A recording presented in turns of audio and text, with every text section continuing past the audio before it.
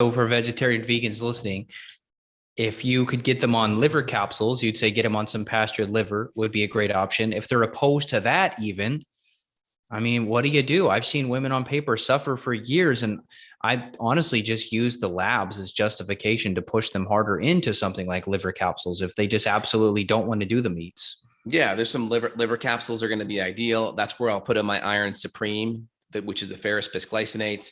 We'll add in some additional amino acids from like either collagen or some kind of a free form amino acid to get the protein up without getting all of the anti-nutrients and the carbs in there as well. Just because a lot of vegan vegetarian proteins, they're just very carb heavy, right? Rice and beans, quinoa, they're just, they're 60, 70% carbohydrate per the protein you get in. So it's hard if you need to keep your carbs down for insulin or inflammation or fat burning means, well, it's hard to do that if you're trying to stick to a vegetarian vegan diet. I mean, you can do it if you're adding maybe some hemp protein or some rice protein in, but then you're heavily reliant on a lot of processed food for most of your protein. That's not great. So we don't want to have things to be so processed where we have to overly rely on it. It probably tells us that your diet needs to be tweaked and adjusted if you're heavily relying on processed food to get your nutrients up.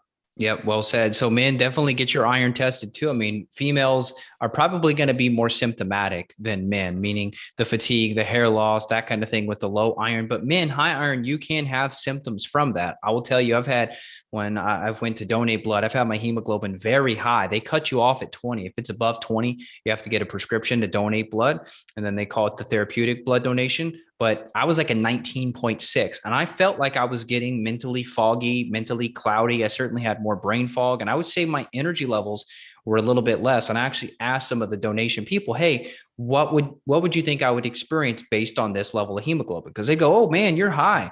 And I go, okay, well, what should I feel like? And they actually said exactly how I felt. They thought you would feel cloudy. And then I would remember this feeling of just donating a pint, and then boom, it was like this release. It was like literally almost like an energy drink after I got that excess iron out. So I tell you, it's very therapeutic. Yeah. And again, iron's going to cause oxidative stress. And so if you're a male and you're over accumulating iron, get blood, get some therapeutic functional tests done. So you're actually losing blood via the testing means. And then make sure you're also, taking in a lot of really good high quality antioxidants, through organic vegetables, maybe low sugar fruit, because at least the antioxidants that you're getting in will help at least buffer some of the oxidative stress from the iron, right? And so we at least want to make sure antioxidant levels from fruits and vegetables are dialed in, and we're getting good, healthy, antioxidants in there, maybe through curcumin or other high quality nutrients to help buffer some of that, to offset some of it. Yeah. Yeah. Cool. Well, if you want to get tested, Dr. Justin's able to run blood work. I'm able to run blood work. We do it around the world, which is pretty cool. I guess technically blood work we do in the United States. It's a little tricky internationally for blood work. Probably can still do it, but it's harder. Yeah, it is harder. But for the functional testing, which you can do functional blood testing, and that's what we do. Our panels are much more comprehensive than what you're going to get down the street from your doctor. So if you need help, you can reach out, and just please let us know if you have trouble. I mean, a lot of times people are begging their physicians to run a comprehensive thyroid panel, to run the antibodies, to run the ferritin.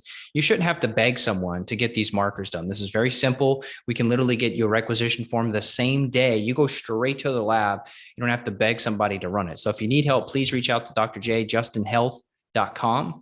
or me, Evan Brand at evanbrand.com. We would love to help you with this and the other related things too, whether it's gut infections we need to look for or sources of inflammation driving this. There's probably some root causes. It's not just magically going to happen like this. There's probably a couple other, it's an entangled spider web, if you will. So we got to kind of tease that apart. And we love doing that. It's a blast. And it's very rewarding when you see a woman who is buying all these hair loss control shampoos and these special products they get suckered into by their hair salon, and they simply just needed to optimize their ferritin levels.